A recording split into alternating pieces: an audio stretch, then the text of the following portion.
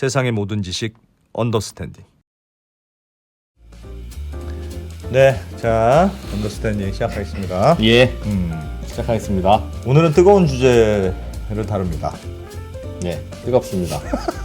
왜 이렇게 속 쏘시십니까? 상법 개정안을 뭐 이게 이사들이 회사만 복무하면 되느냐, 주주들도 좀 신경 써라. 그래서 한참 상법 개정안이 추진이 되다가 또 정부 입장이 요즘 바뀌었죠. 그래서 자본시장법만 바꾸면 되지, 굳이 그 상법까지 바꿀 필요가 있겠느냐. 예. 뭐 이렇게 지금 정부 입장이 조금 선회를 했는데, 민주당은 상법을 바꾸자. 상법의 기본 개념에 이사의 의무 자체를 회사를 위해서 일한다에서 회사와 총 주주들, 모든 주주들을 위해서 일하라고 바꾸자는 게 지금 상법 개정안의 내용이고. 그렇죠. 그런데 정부는 다 바꿔야 되니까 그건 너무 큰 변화 아니냐. 정부는 자본시장법, 그러니까 상장된 회사만 좀 바꾸면 될 거 아니냐. 가끔 그 뭐 밑에 뗐다 붙이고 뭐 뗐다 합병하고 붙였다. 뭐 이런 거 할 때 뭐 가격 뭐 이상하게 사고 예. 그런 거는 우리가 한번 막아볼게. 뭐 그렇게 뭐 그런 상황인 것 같은데. 네, 그래서 요거에 좀 이유는 뭔지, 이것도 예. 논란도 있으니까 논란의 핵심은 뭔지 네. 등등등을 좀 김상우 기자가 좀 디테일한 내용을 취재해 오셨으니까 네. 배워보죠. 김 기자님 어서 오십시오. 네, 안녕하세요. 김상훈입니다. 상법 개정안, 정부안이 하여튼 제가 말씀드린 대로 그렇게 바꾼 자본시장법으로 대체하면 될 거 아니냐. 그게 이제 정부 입장인 거죠. 맞습니다. 사실 뭐 시작은 뭐 최근에 두산그룹 사업재편, 그다음에 고려아연 경영권 다툼에서 고려아연 쪽에서 일반 공무 유상증자라고 하는 걸 한다라고 하면서 사실 조금 잠잠했던 상법 개정안 논란에 좀 불이 당겨졌죠. 실제로 그리고 난 다음에 바로 민주당이 상법 개정안을 냈고, 뭐 오늘 말씀드린 내용은 어제 정부가 이제 야당에서 낸 상법 개정안에 맞서서 상법 개정하지 말고 자본시장법 개정안으로 좀 퉁치자. 이런 내용의 법안을 내놨는데 일단 내용을 좀 자세히 좀 설명 좀 해주세요. 일단 슬라이드 먼저 보여드리면 자본시장법이라고 하는 게 사실 상법의 특별법이잖아요. 상법은 모든 회사를 규율하는 법이고 자본시장법은 이렇게 상장법인만 규율하는 법인데, 그래서 이 자본시장법 165조의 4를 보면 최근에 문제가 많았던 합병, 그 다음에 뭐 영업 자산의 양수도, 그 다음에 주식의 포괄적 교환, 그 다음에 분할 또는 분할 합병, 이 네 가지 행위가 있습니다. 이 특례 조항이 이 네 가지 행위를 규율을 하는데, 요 법은 그래서 요런 걸 할 때에는 법에 따라서 절차나 요건 이런 것들을 잘 따라라. 이런 법인 건데, 이 조항을 조금 뭐랄까 촘촘하게 개정을 해서 요 네 가지 행위를 할 때에는 지배주주가 일반 주주의 이익을 침해하지 못하도록 하겠다라고 하는 게 정부 아니에요. 간단하게 말씀을 드리자면 합병, 영업 양수도, 합병, 영업 양수도, 그 다음에 주식의 포괄적 교환, 그 다음에 분할 또는 분할 합병. 이게 저거는 뗐다 붙였다 하는 거. 지금까지 주로 제일 논란이 됐던 게 뭐 물적 분할해서 상장해서 뭐 한다든지, 최근에 논란이 됐던 것들이죠. 두 회사를 뭐 합친다든지 뭐 이런 거 할 때 맞습니다. 좀 이상하지 않냐. 그렇죠. 문제가 많았기 때문에. 그래서 뭐 어떻게 하겠다는 거냐라고 하면 이제 첫 번째가 가장 중요하긴 한데 한 5가지 정도를 하겠다라고 얘기를 했어요. 금융당국에서. 예. 일단은 상장법인이 이런 네 가지 행위들을 할 때 이사회가 목적이나 기대 효과, 합병가액의 적정성 등, 그러니까 이런 걸 할 때 필요한 모든 정보들을 좀 세세하게 써서 투명하게 공시를 하도록 하겠다. 이게 보시면 알겠지만 주주의 정당한 이익이 보호될 수 있도록 노력해야 함을 법에 명시를 하겠다는 거예요. 이 노력이라는 말이 굉장히 조금 재밌는데, 그래서 이렇게 조금 필요한 정보들을 굉장히 세세하게 투명하게 공시하도록 하고, 그 다음에 합병을 할 때 중요한 게 사실 공정가치라든가 합병가액이라든가 뭐 이런 것들이잖아요. 그래서 이때는 주가뿐만 아니라 자산가치나 수익가치, 그러니까 다양한 평가 방법을 통해서 공정가치를 산출하도록 하겠다는 건데, 그게 주가로만 평가하는 게 아니라 주가로만 평가하게 되면 이제 지배주주가 본인의 이익을 위해서 주가를 내리누르거나 혹은 이쪽은 주가를 높이거나 이런 걸 할 수 있기 때문에 주가가 아니라 실질 가치를 반영할 수 있도록 하겠다. 뭐 예를 들면 현금을 많이 번다. 그러면 그런 것들이 가치에 반영이 될 수 있도록 하겠다라고 하는 거거든요. 그래서 이걸 이렇게만 반영하도록 하는 게 아니라 이거 외부 평가기관을 통해서 하도록 하고 또 이걸 공시도 의무하겠다는 건데, 한 요 3가지 정도가 가장 뭐랄까 주축이 되는 내용이긴 합니다. 궁금한 게, 그러면 이제 뭐 정부안은 자본시장법이니까 상장된 회사의 경우 네. 사실은 저 경우가 제일 논란이 많이 되는 경우는 맞는 것 같아요. 근데 네. 저렇게 상법 개정안 대신 자본시장법을 바꾸면 네. 합병이나 말씀하셨던 영업양수도 뭐 주식 뭐 포괄 합병 뭐 그 등등 그런 문제 할 때 이놈들 좀 이상하네 하면 그걸 가지고 소송할 수 있는 근거는 됩니까? 저렇게 바꾸면? 일단은 소송의 그 빌미를 제공할 수는 있습니다. 그리고 또 이 자본시장법 같은 경우도 지키지 않으면 행정처분이라든지 이런 그 페널티가 있기 때문에 예. 행정처분을 만약에 받게 된다라고 하면 객관적으로 잘못했다라고 하는 게 이제 공표가 되는 거랑 비슷한 효과인 거잖아요. 그렇게 되면 주주들이 네가 한 행동 때문에 내가 그 뭐랄까 그 나의 이익이 침해됐어라고 소송을 제기할 수 있긴 하죠. 물론 대한민국 같은 경우는 주주대표 소송이라고 하는 게 물론 그런 거 1% 이상의 그 지분을 가지고 있어야만 가능하기 때문에 쉽지는 않겠습니다만은 여튼 뭐 빌미를 제공할 수 있는 그 조항은 되는 거죠. 노력이라고 돼 있어도 난 맞습니다. 노력은 했어. 그러면 그 빠져나갈 구석은 문제는 있습니까? 이런 거예요. 그러니까 오히려 그래서 상법 개정안이 해결책이다라고 하는 쪽에서 하는 그 지적하는 부분이 뭐냐면 노력이라고 하는 게 이 절차적인 정당성을 다 지켰다라고 하는 거잖아요. 예. 투명하게 공개하고 그 다음에 뭐 주가뿐만 아니라 어떤 그 현금 흐름에 따른 가치도 반영을 하고 그 다음에 외부 평가 기관에서 공정 가치도 받고 이런 걸 다 지켰을 때 결과적으로 다른 주주들의 이익을 침해했을 경우에는 면죄부를 주게 되는 거 아니냐라고 평가를 하는 사람들이 반대하는 있긴 합니다. 쪽에서는 좀 맞습니다. 이상하다고 하는 거고. 근데 다만 금융 당국에서는 이게 자본시장법의 주주 충실 의무를 우리가 녹여 넣은 거다 실무적으로. 예. 그렇기 때문에 굉장히 많이 줄어들 것이다라고 이렇게 얘기를 하고 있고요. 음. 근데 생각을 해보면 사실 이제 지배주주라고 하는 게 소위 우리가 말하는 재벌들인 거잖아요. 이 재벌들이 이렇게 분할 합병하고 이런 것들을 하는 가장 큰 이유는 뭐냐면 내 돈 들이지 않고 나의 지배력을 확고히 하겠다라고 하는 건데. 그게 문제죠.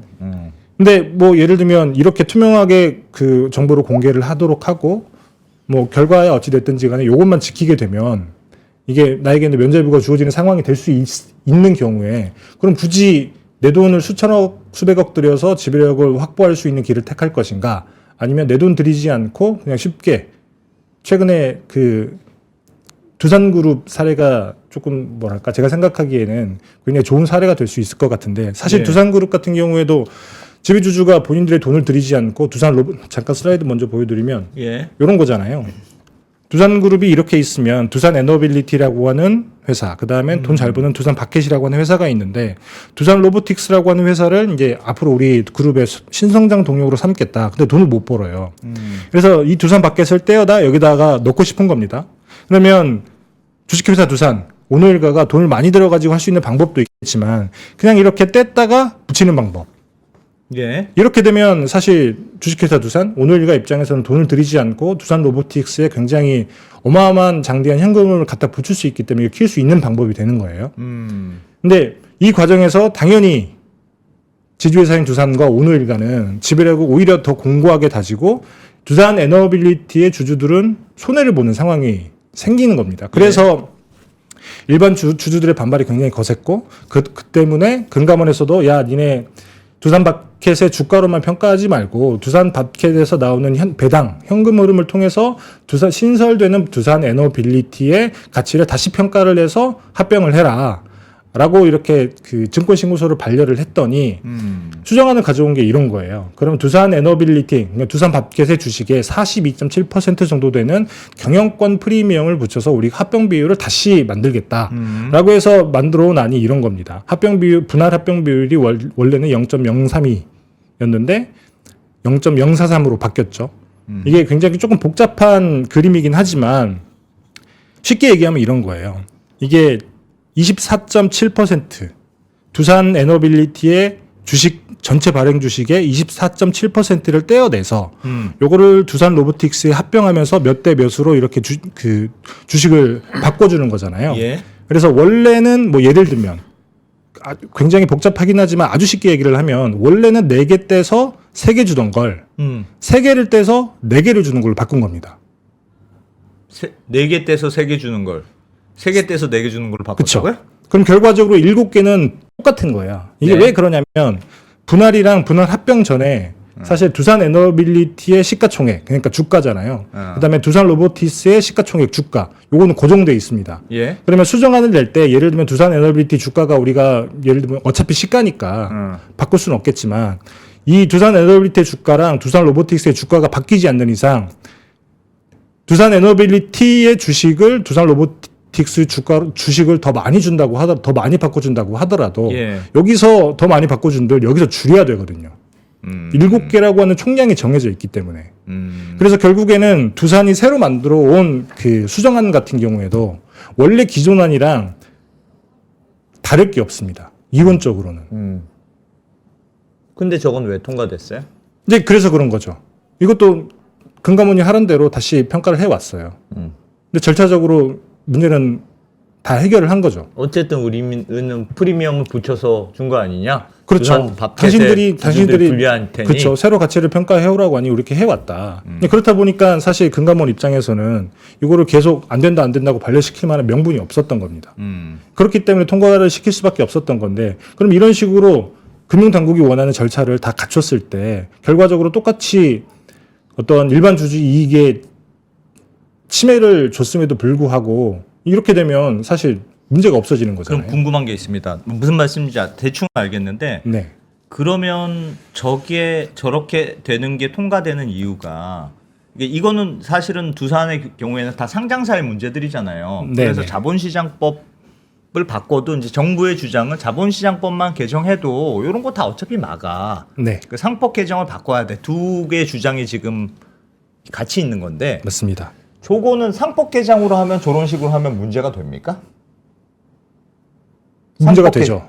상법 개정으로 하면 만약에 지금 그 여당이 내놓은 상법 개정안이거나 혹은 이렇게 지금 많은 주주들이 요구하고 있는 상법 개정안 같은 경우에는 두산 에너빌리티의 기존 주주 입장에서 나의 이익에 침해를 받았기 때문에 상법에서 이사가 주주의 이익을 침해하면 안 된다라고 하는 조항이 들어가게 되는 순간 두산 에너빌리티 주주들은 소송을 할 수가 있는 겁니다. 예. 근데 요 지금의 개정안으로는 노력했다고 하면 노력은 했다고 볼 수 있지 않느냐? 그렇죠. 근데 대신에 노력은 한 건 맞는데 절차는 다 지켰기 때문에 주주 입장에서 소송할 수 있을 만한 거리가 없는 거죠.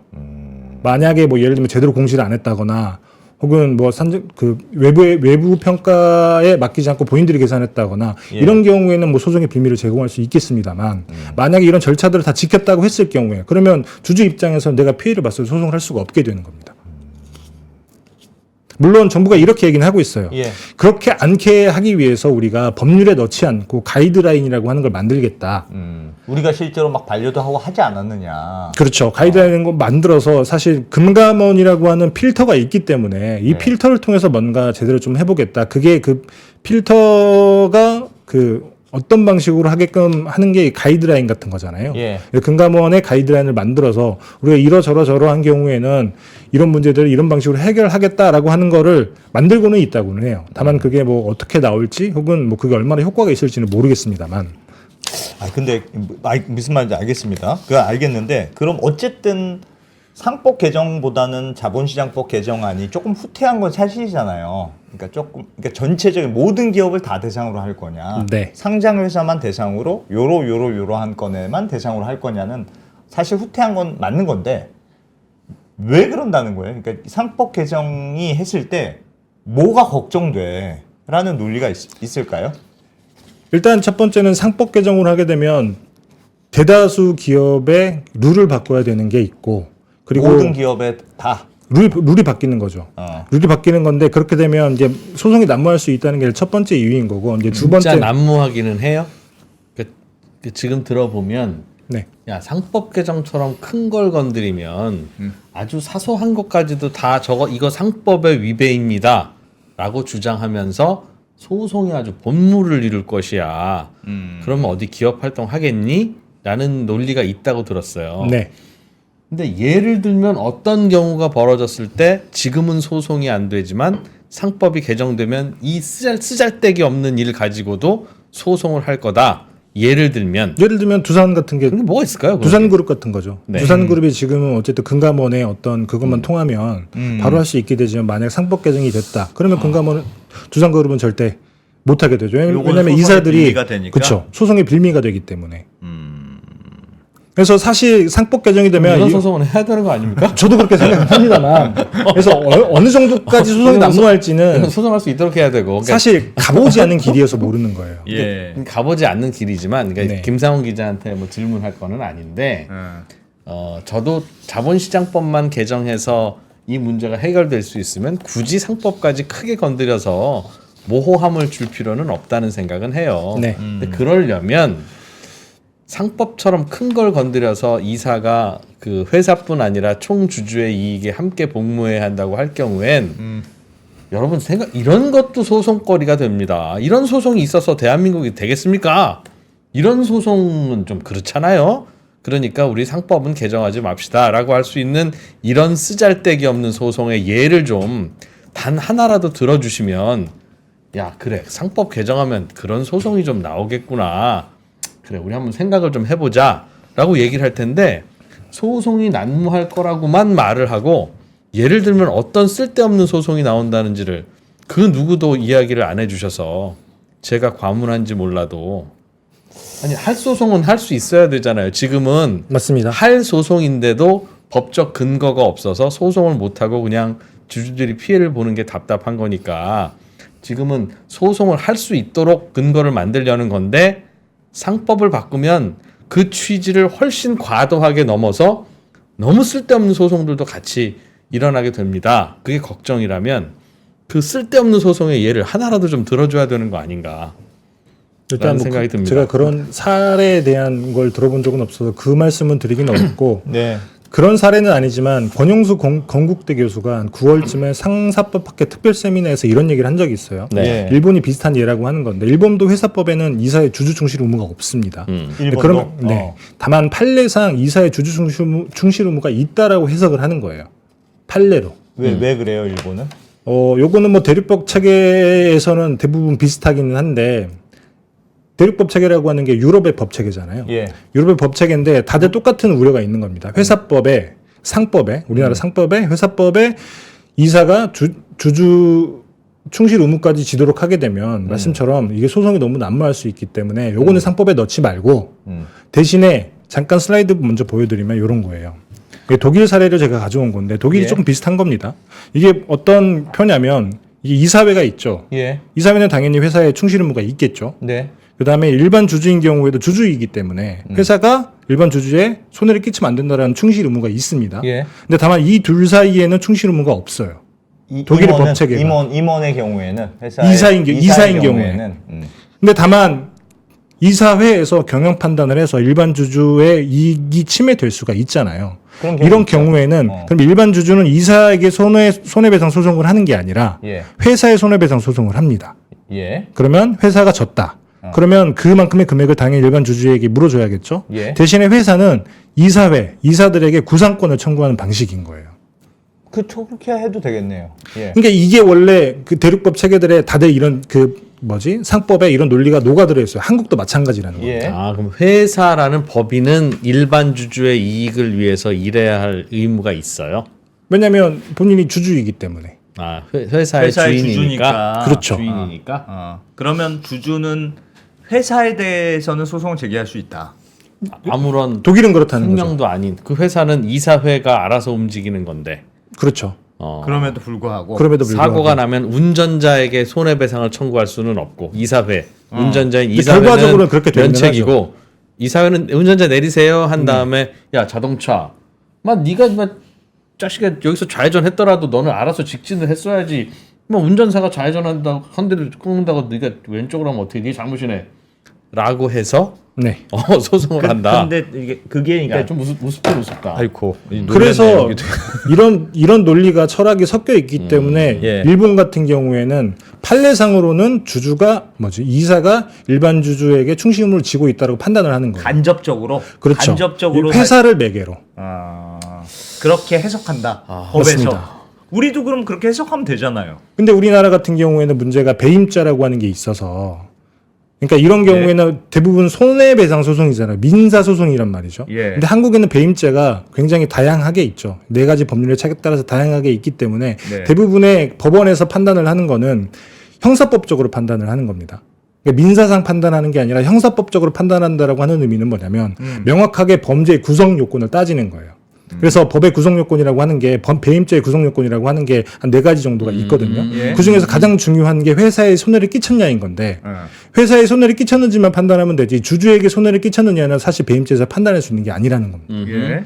그렇기 때문에 한국에서 대부분의 판례는 이사가 일반 주주에게 충실 의무가 없다라고 판례가 정립이 되어 있는 거예요. 똑같은 법 배임죄 때문에 다른 그렇죠. 나라도 배임죄는 있을 거 아니에요. 있긴 하지만 그때도 제가 한번 나라도 말씀드렸던 게 한국처럼 배임죄가 많이 적용이 되는 법률이 아니에요. 잠깐 슬라이드 보여드리면 이런 거거든요. 그때에서 그래서 사실 정부에서 3법 개정안 얘기를 가장 많이 하는 사람이 이복형 금감원장이잖아요. 예. 그래서 이복형 금감원장이 3법 개정안 얘기를 하면서 했던 얘기가 뭐냐면 첫 번째는 3법 개정을 하자, 두 번째는 이 경영 판단의 원칙이라고 하는 배임죄에서 예외가 될 수 있는 거 지금 판례로만 정립이 돼 있는데 우리가 이 법에 넣어주겠다. 그리고 세 번째가 배임죄 폐지였어요. 요걸 해주면 3법 개정해도 얘네들 소송 많이 안 받는다. 처음에 금감원에서 금감원장이 그런 말을 한 적이 그렇죠. 있었죠. 그래서 이 배임죄라고 하는 게 우리나라도 법률 체계가 일본이나 그 유럽, 독일 이런 나라들과 굉장히 비슷함에도 불구하고 우리나라는 판례적으로 이게 이사가 일반 주주의 충실 의무가 없다라고 정립이 돼 있는 이유가 이 배임죄 때문이다. 그러니까 그런 것까지도 다 충실해야지 너 이사 잘못했네라고 하면 네. 다 감옥 간다. 다른 나라처럼 그냥 잘못했으면 내가 돈을 좀 물어줄게요로 끝나는 게 아니라 그렇죠. 쇠고랑을 차야 되는 법 체계가 있기 때문에 맞습니다. 사람을 함부로 쇠고랑 채우면 안 된다는 신중함 때문에 이사가 판단한 것에 대해서 매우 보수적으로 엄격하게 보수적으로 판단한다는 거죠. 가능하면 유죄가 아닌 쪽으로 판단하여 온 게 우리나라 판례의 흐름이다 그 말이죠. 맞습니다. 그래서 일본 같은 경우에는 사실 그 똑같이 이렇게 판례적으로 이사가 주주 충실 의무가 있다라고 판단을 하니까 이제 이사진들이라고 하죠. 특히나 일본 같은 경우는 지배주주가 있는 기업들이 별로 없잖아요. 이사들이 굉장히 소극적으로 판단을 하다 보니까 경제가 이렇게 성장을 잘 안 한다라고 하는 문제점이 있어서 2012년에 아베 내각이 들어서면서 이사들이 책임을 너무 많이 진다. 그렇기 때문에 손해배상 소송 때문에 적극적인 경영 판단을 못 한다고 하면 우리가 앞으로 배상 책임 보험 계약이라든지 민사 소송을 당하더라도 니네들 보험 들어서 나중에 그 민사 소송으로 니네들 갚아야 될 금액들은 보험으로 처리해 줄게. 적극적으로 경영 판단해라라고 하는 방식으로 제도를 살짝 바꿨거든요. 예. 이런 식의 사례가 있기 때문에 상법에 주주 충실 의무를 명시적으로 넣게 되면 이게 배보다 배꼽이 더 클 수 있다. 빈대 잡는다고 초과상관 태울 수 있겠다라고 하는 걱정들이 나오는 거죠.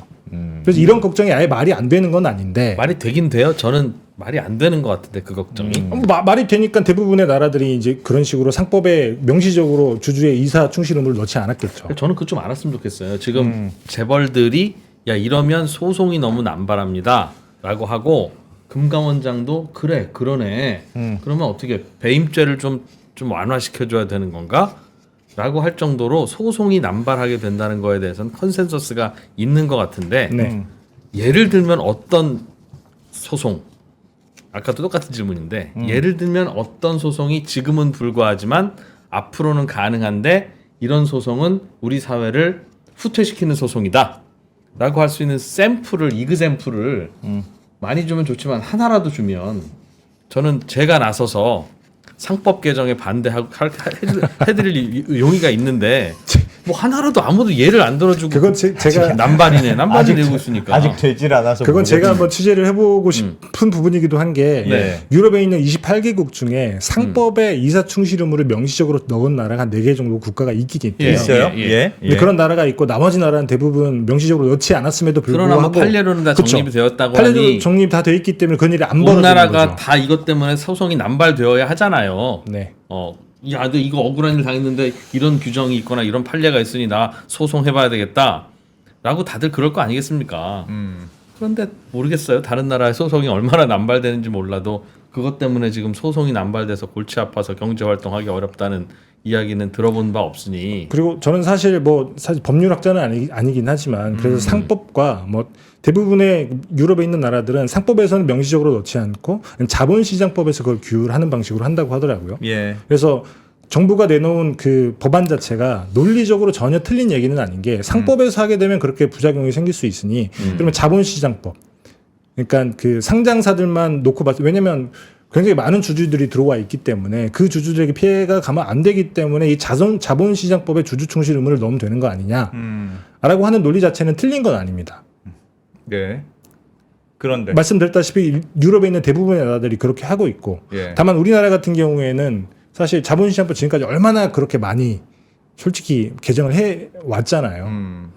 특히나 우리나라 같은 공정거래법 같은 게도 굉장히 많이 있기도 하고 예를 들면 지배주주 유럽 같은 경우에는 사실 지배주주가 네. 본인의 마음대로 예를 들면 이사회를 다 꾸려서 내 마음대로 의사결정을 할 수 있는 구조가 아닌 게 독일 같은 경우에도 사실 아까 보여드렸지만 경영이사회라고 하는 게 지배주주만 있는 게 아니거든요. 그 안에는 종업원 이런 사람들이 다 같이 들어가 있기 때문에 지배주주가 본인 마음대로 경영 판단을 내릴 수가 없어요. 근데 그건 독일만 그러는 거지 다른 나라는 다 마음대로 하잖아요. 그렇습니다. 가족 기업에 삼촌 조카 들어와 있는 게 뭐 프랑스 명품 기업들도 그렇고 다 그런데 뭐 그거야. 뭐 그렇긴 하죠. 네. 그렇기는 한데 뭐 들어가 있지 않다라는 건 아닌데 대다수의 기업들이 사실 뭐랄까 이사회 자체를 가족 기업들이 좌지우지할 수 있는 구조는 사실 한국적인 특수성인 거죠. 저는 궁금한 재벌이 게 없다라는 게 아니라. 예, 저 궁금한 게 지금 자본시장법 개정을 하면 된다. 네. 그거 하면 그 딱 일단 상장사로 범위가 좁혀지고 상장사 중에서도 그 네 가지인가 네. 그걸로 좁혀지잖아요. 맞습니다. 합병 뭐 등등등으로 좁혀지지 않습니까? 그거 외의 문제들은 그럼 어떻게 돼요? 그 외의 문제들은 해도 된다는 뜻일까요? 그게 사실 구멍 같은 건데 제가 그래서 또 금융위에 물어보기도 했거든요. 왜냐면 그 문제에 대해서는 정부 생각은 뭡니까? 사실 이 말씀을 먼저 드릴게요. 최근에 일반 주주 침해 일반 주주의 이익을 침해하는 게 말씀드렸다시피 합병이라든지 이런 것만 있는 게 아니라 예를 들면 예. 최근에 HL홀딩스라고 하는 회사가 옛날에 한라홀딩스거든요. 예전에 하려고 어떤 일을 예. 했냐면 자사주 매입을 했습니다. 한 76만 주를 샀어요. 그게 한 그 전체 지분율의 7% 정도가 돼요. 예. 자사주 소각을 해야 된다고 다들 그렇게 기대를 하고 있었는데 76만 주 중에 47만 주를 본인들이 재단법인을 만들어서 무상 출연하겠다라고 했습니다. 그러면 지분율 4%가 글로 가는 거잖아요. 그렇게 재단법인 만들어서 무상 출연해서 지분율 4%가 생기면 이게 특수관계법인으로 묶입니다. 그 의결권이 있어요? 의결권이 있어요. 이게 한국법이 되게 이제 재벌들이 그런 거 못하는 거 많이 막아놨는데 상호 출자 제한 기업 집단이라고 하는 게 있잖아요. 예. 대기업 중에 굉장히 큰 데들. 이런 것들은 재단법인을 만들어서 무상 출연을 하더라도 의결권을 가질 수가 없습니다. 예. 근데 한라그룹처럼 공시 대상 기업 집단, 그러니까 재벌인데 조금 규모가 작은 곳들, 이런 곳들은 공정거래법에 그 저촉을 받지 않아서 재단에 무상 출연을 하게 되면 그만큼의 의결권을 그대로 행사를 할 수가 있는 거예요. 그거는 행사를 할 수 있게 하는 게 맞죠. 주식이니까. 다만 그걸 그렇게 빼돌려서 상속세는 안 내면서 그걸 자꾸 그 회장님 맘대로 주식을 안 한다는 쓰니까 건 그건 좀 그렇지. 아예 저 의결권을 뺏어버려서 그냥 해봅시다라고 편법적으로 막아놨을 뿐이지 실제로는 주식을 A한테 주든 B한테 주든 공익법인한테 주든 줄 때는 의결권도 같이 주는 게 맞죠. 근데 뭐 저도 그렇게 생각을 예, 합니다. 예, 뭐 다만 그런 겁니다. 잘못 활용을 한다는 거예요. 그렇지. 그러다 보니까 아예 그냥 못질을 해버리는 거긴 한데. 그래서 결국에는 그 HL홀딩스 같은 경우에도 이제 잠깐 슬라이드 보여드리면 자사주 사서 그래도 그렇게 하는 건 아니지. 이렇게 하는 이유가 정몽원 회장 자체가 지분율이 낮아요. 예. 25%밖에 안 돼요. 근데 보시면 알겠지만 VIP 자산운용이라든지 베어링 자산운용 이렇게 들어와 있는 다른 주주들의 지분율이 크기 때문에 사실 정몽원 회장 입장에서는 당연히 지분율을 높이고 싶은 예. 무서운 사람들 많이 들어와 있네.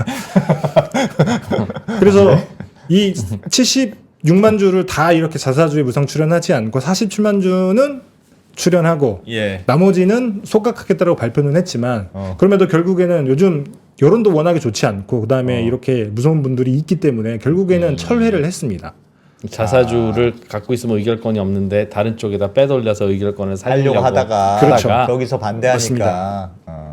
그래서 사실 이런 것들은 합병 이런 거와 지금 관련된- 자본시장법으로 막을 수 있는 건 아니에요. 근데 만약에 상법이 개정이 된다 혹은 자본시장법에 원칙적으로 다른 주주의 이익을 침해하지 못한다 그렇게 라고 되면 하는 아예 원칙이 들어가게 자사주를 되면 소각하지 않을 목적의 자사주를 사는 것 자체가 그 그렇긴 규정의 않겠네요. 위배가 되겠죠. 그렇죠. 왜 회사 돈으로 대주주만 좋을 수 있는 자사주를 사서 하느냐? 소각도 안 하고 있느냐 맞습니다. 설명해라라고 하면 소송의 대상이 될 수 있을 테니까. 근데 그런 소송은 해야 되는 거 아니냐는 얘기지. 저도 그렇게 생각합니다. 저도 그렇게 그런 생각해요. 소송은 할 수 있어야 자사주를 사서 소각도 안 하고 갖고 있다가 유용하게 활용하는 걸 다만 금융당국 있죠. 얘기는 그러면 자본시장법으로 예를 들면 유상증자, 전환사채 문제가 많았던 것들 많이 예, 있잖아요. 예, 뭐 자사주 이런 것들까지 다 한꺼번에 이렇게 어떻게 규율을 해야 되나 촘촘하게 구멍을 만들어서 그거는 물리적으로 불가능하다. 그렇게 되면 사실 주식시장이라고 하는 게 본연의 기능 자체는 자본 조달인 거잖아요. 그 기능 굉장히 저해할 수 있기 때문에 요건 우리가 할 수 없고 이런 문제들은 금감원이라고 하는 필터링을 통해서 우리가 열심히 하겠다.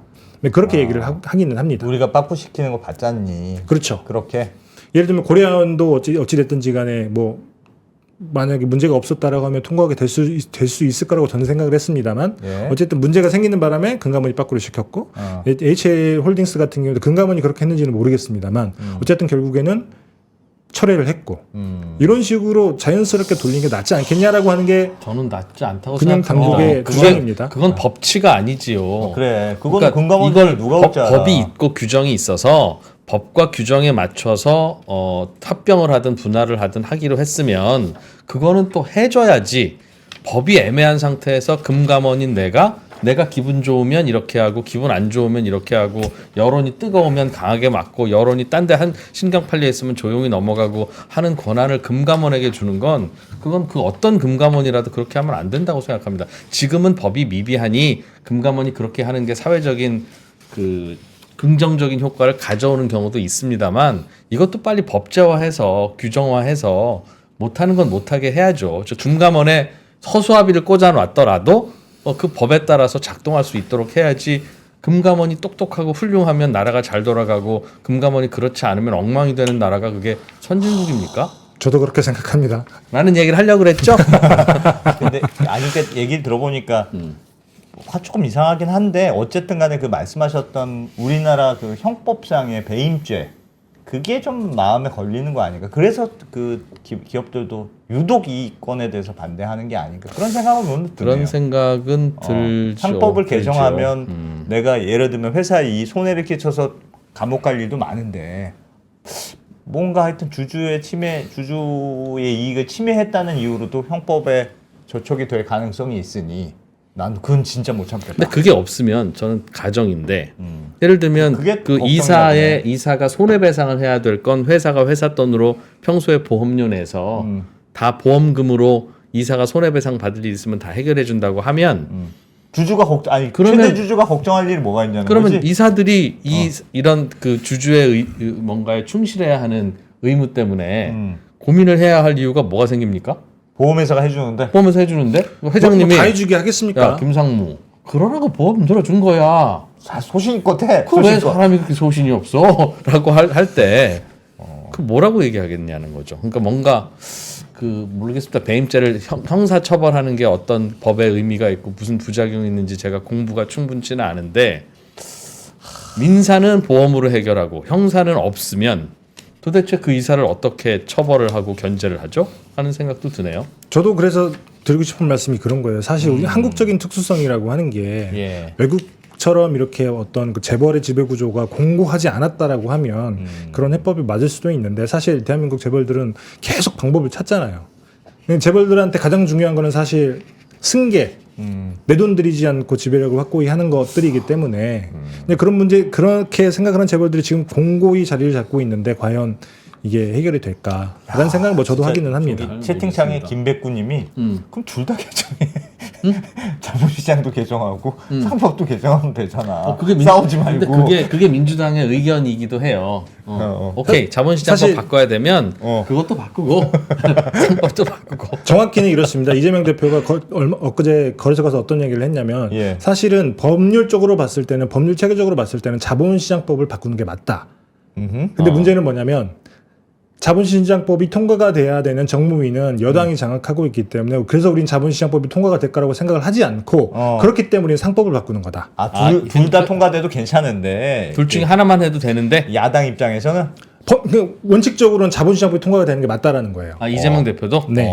근데 근데 지금 다만 야당 당론이 상법 개정안이 통과돼야 된다는 게 당론 아니에요? 지금 그렇죠. 왜냐하면 본인들이 전략적으로 판단을 한 거예요. 야, 정무위 통과 안 되겠구나. 그럼 뭐 상법으로 가자. 그게 당론이라는 거죠. 근데 정부 여당이 공개적으로 우리는 자본시장법 개정하겠다고 하는데 정무위 통과를 안 시켜주면 앞뒤가 안 맞는 일을 할까요? 그 정도로 막 그 생각이 그러니까 없을까? 저는 뭐 어쨌든 간에 하여튼 야당인 민주당이 지금 국회를 장악하고 있고 네. 야당에서는 우리는 상법 개정안이 통과돼야 된다고 생각해 이렇게 주장하고 있는 걸로 알고 있는데 네. 그럼 정부가 개정안을 이렇게 아니 상법 개정 말고 자본시장법으로 합시다 해도 국회 통과가 어려운 거 아니에요?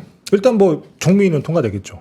정무위는 여당이 장악하고 있으니까. 아 그리고 정무 통과되는 게 그리고 무슨 정무위가 통과되면 이재명 본회의 대표 물론 올라가겠죠. 이재명 대표가 민주당 이퀄은 아니지만 법사위로 갈 거 이재명 아닙니까? 대표도 정무위 통과가 안 돼서 그렇지 정무위만 통과되면 자본시장법 바꾸는 게 법체계상 맞다고 생각한다면 정무위가 통과되면 그 다음부터는 민주당이 당론을 바꿔서 자본시장법 개정으로 가면 되니까 가면 될 수도 있겠네요.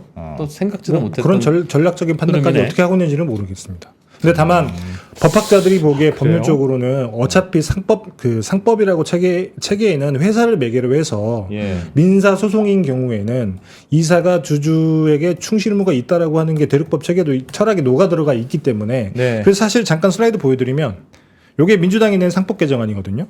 그래서 원래는 상법 382조의 3 2항을 바꾸려고 했었어요. 여기에는 이사의 충실 의무 조항인 건데 여기에 회사가 아니라 주주의 비례적 이익. 그러니까 이사가 특정 주주에게만 그 충실 의무를 지면 안 되고 주주 모두의 비례적 이익을 고려해서 충실 의무를 져야 된다라고 바꾸려고 했었는데 이번에는 그렇게 하는 게 아니라 이 세 번째 항을 추가를 합니다.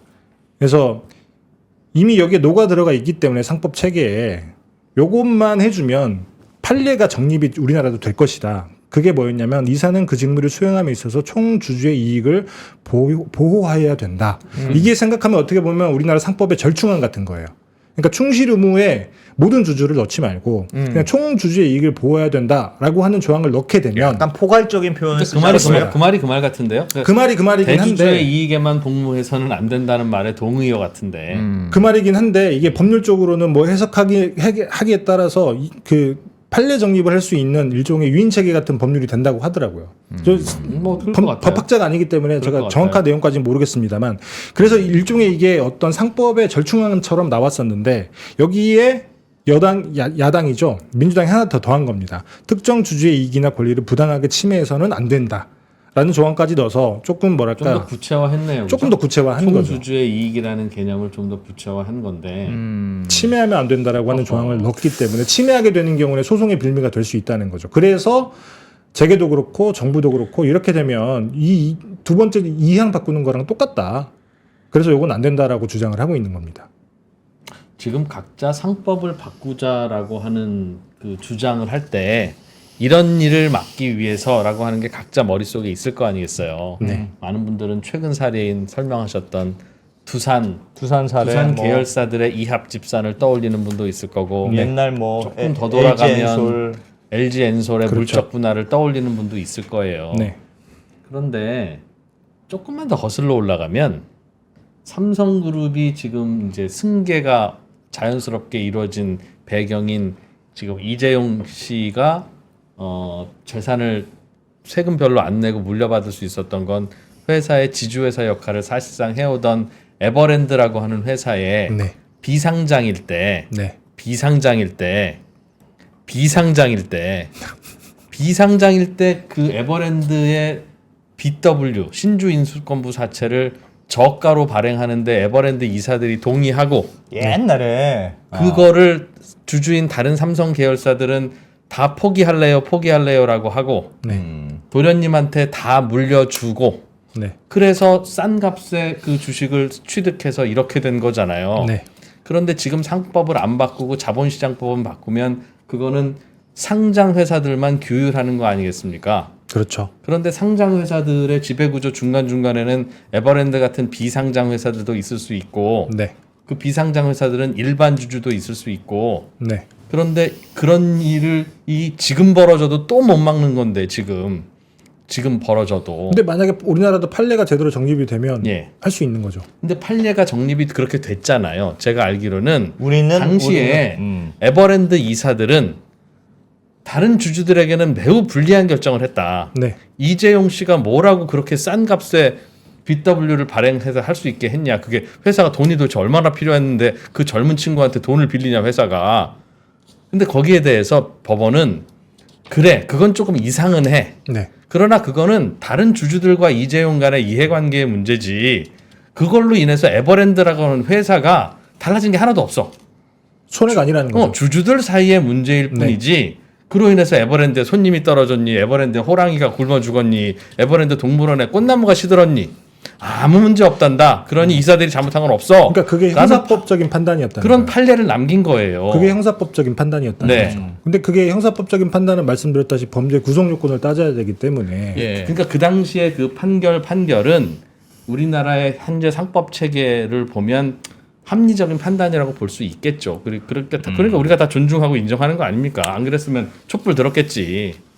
근데 지금 상법을 안 바꾸고 자본시장법에서 이런 걸 하면 그런 일은 지금 또 일어나도 아무 할 말이 없어요. 그런 걱정이 있는 거 아니냐. 사실 저도 그렇게 생각을 하는 게 그렇지 않습니까? 사실 뭐 자본시장을 바꾸든 상법을 바꾸든 효과만 있으면 된다라고 저는 생각을 합니다만 예. 근데 다만 이번에 금융당국이 내놓은 안을 보면 이게 얼마나 효과가 있을까라고 하는 생각이 들 정도인 거잖아요. 물론 막상 시행해봤더니 큰 효과가 있을 수도 있겠습니다만 지금 면면으로만 보게 되면 네 말씀하셨다시피 옛날 지나간 일은 그렇다고 치더라도 가장 최근에 뭐 많은 얘기들이 나오는 게 그런 거잖아요. 한국에 있는 개인 투자자들이 다 떠난다. 그리고 뭐 예를 들면 해외에 있는 기관 투자들이 안 들어온다라고 하는 건 사실 너무 오래된 얘기인 거고 잠깐 슬라이드 보여드리면 이게 해외 주식 보관 금액 연도별 추이거든요. 이게 예. 보시면 올해 이렇게 많이 늘었어요. 최근에 이런 우스갯소리도 있다고 하더라고요. 국장 떠나고 있죠. 그렇죠. 요즘. 미국장은 세금을 떼가지만 국장은 원금을 떼간다. 진짜 야, 명언이다 그건 좀- 명언이야. 좀 너무 아프게 얘기한다. 에이, 사람이 원래 아픈 게 진실을 얘기할 때 아픈 거야. 저도 듣고 에이. 야. 이렇게까지 에이, 그 사실 한국 그건 좀 자본시장에 심했다. 대한 신뢰가 바닥인 거구나. 야. 그렇다고 하면 이 사실 자본시장의 규율이라고 하는 게 예. 대한민국 기업들도 사실 한국에서 상장을 하려면 상장이라고 하는 게 자금을 조달하는 거잖아요. 그렇죠. 자금을 조달하는데 투자하는 사람이 사라진다고 하면 자금을 조달할 수 있는 만한 창구가 사라지는 겁니다. 그러면 우리나라 주식시장, 자본시장이라고 하는 게 진짜 정말 위기에 몰려 있는 건데 예. 이 정도의 해법으로 지금 아, 이렇게 되겠느냐. 무너진 신뢰를 회복할 수 있겠냐. 설사 효과가 있다고 하더라도. 저건 잘 그러게요. 모르겠어요. 법을 만드는 게 뭐 신뢰 회복하기 위해서 만드는 건지 그것도 잘 모르겠고 근데 모르는 게 제가 있겠죠. 그리고 심지어는 이재명 대표도 상법 개정보다는 그 자본시장법을 바꾸는 게 법체계상 옳다고 했으면 법률학자들이 대다수 그분도 그렇게 변호사 얘기한다고 출신이니까 그러더라고요. 네. 아니 내일 저보다는 법을 많이 민주당이 할 게다가 테니. 상법 개정안 토론회를 한대요. 내일 다시. 근데 여기서 민주당 정책위 의장이 뭐라고 얘기했냐면 서로 할 말은 하고 인정할 것은 인정하면서 합리적 결론을 도출하고 이를 반영할 거다. 이게 참 애매모호하게 얘기했네. 그 혹시라도 잘못 해석하면 어. 여러분들이 토론회는 참가하지만 결정은 제가 합니다. 할 말들을 하세요. 뭐 그런 걸 수도 그런 있고 아니면 얘기도 하는데 살짝 뭐를 바꿀 수도 있다는 뜻 같기도 하고 뭐 좀 모르겠습니다만 하여튼 뭐 민주당이 일단 뭐 다수당이니까 민주당이 내일 입장이 어떤지도 중요할 것 같네요. 정부안은 하여튼 나왔고 네. 민주당 안이 만약에 강한 반대하면 둘이서 한번 싸우게 되는 거고 민주당이 또 정부안이 좋네 하면 정부안대로 가는 걸 테고. 근데 다만 그러게요. 저는 개인적인 판단으로는 자본시장법으로 조그만한 최근에 문제됐던 구멍들을 메우는 수준으로는 자본시장에 떨어진 신뢰를 회복하기는 힘들 것 같다. 그리고 항상 뒤늦게 네. 아이고 이런 식으로도 하네 이 친구들이 하면서 또 법 바꾸고 네. 야 이렇게 하면 이게 사실 우리가 이걸 뗐다 붙였다 하는 거를 네. 야 주식 시장에서 형성된 시가대로 해라고 법을 만든 이유가 그 이전에 자꾸 이상하게 하니까. 그 이전에는 시가를 무시하고 자기들끼리 장부가 올리고 뭐 여기다 붙이고 이러면서 엉뚱한 짓을 하니까 맞습니다. 야 니들이 그거 함부로 조작하지 마 주식 시장에서 정해준 가치대로 해 그렇게 바꾼 거잖아요. 그렇죠. 그런데 주식 시장에서 정해준 가치대로 하니까 이번에는 또 시점을 정하는 거지 내 마음대로. 야 주가가 올라갈 때 내려갈 때 이렇게 붙이기도 하고 네. 주가라고 하는 게 또 얼마든지 또 이렇게 조정할 수도 있고 오히려 맞습니다. 하다 보니 거꾸로 또 이제는 야 시가로만도 하지 마 다시 돌아와 하니 다시 돌아오면 이건 또 잘 할 거냐고 옛날에 여기 했다가 다시 시가로 간 걸. 그렇죠. 그러니 그게 뭐 법을 바꾸고 팔로우하는 취지는 알겠으나 근본적으로 문제가 터지면 그 사후 약방문을 붙일 수밖에 없는 그런 법률인데 저도 그렇게 생각합니다. 저희가 이 문제는 하여튼 뭐 워낙 중요한 문제라서 하여튼 다양한 전문가들을 좀 모셔보고 찬성하는 예. 분, 반대하는 분. 네. 그래서 요거는 모셔보고 조금 상법 개정을 하면 큰 무리가 옵니다. 음. 라는 것을 잘 아시는 법학 전문가가 계실 거예요. 금융 당국에서 직접 설명하셔도 네, 좋고 그런 분도 들어보고 저희가 상법 개정을 반대하거나 찬성하거나 하는 그런 입장이라서가 아니라 분명히 이것도 전문가의 의견일 텐데 상법을 개정하면 어떤 부작용이 있다는 건지에 대해서 명확히 설명이 잘 안 되는 것 같습니다. 그러니까 예를 들면 소송이 남발된다면 예를 들면 어떤 소송, 뭐 이로 인해서 뭐가 의사회가 위축이 된다면 예를 들면 어떤 상황 그런 거에 대해서 설명을 해주면 우리는 뭐 어떤 선입견 가지고 하는 결정이 아니니까 충분히 설득은 될 텐데 지금까지는 상법을 바꿔야 한다는 분들의 목소리는 많이 들어봤고 끄덕끄덕하는 경우들도 꽤 있었습니다만 반대하는 분들의 목소리가 잘 안 들리는 것 같으니 앞으로 좀 시간이 있으니까 저희의 마이크를 잘 활용해 주시기 바랍니다. 저는 네. 그분의 말에 설득력이 있으면 2%는 귀가 얇기 때문에 바로 또 그쪽으로 돌아서 상법 개정 결사반대 네, 요 2%가 해드리겠습니다. 아직까지는 잘 모르겠어요. 상법을 바꿔야 될 것 같은 생각이 저는 드는데 요거는 하여튼 저희가 하여튼 좀 집중적으로 한번 계속 파보도록 하겠습니다. 네, 김상훈 기자님 오늘 잘 들었습니다. 네, 감사합니다.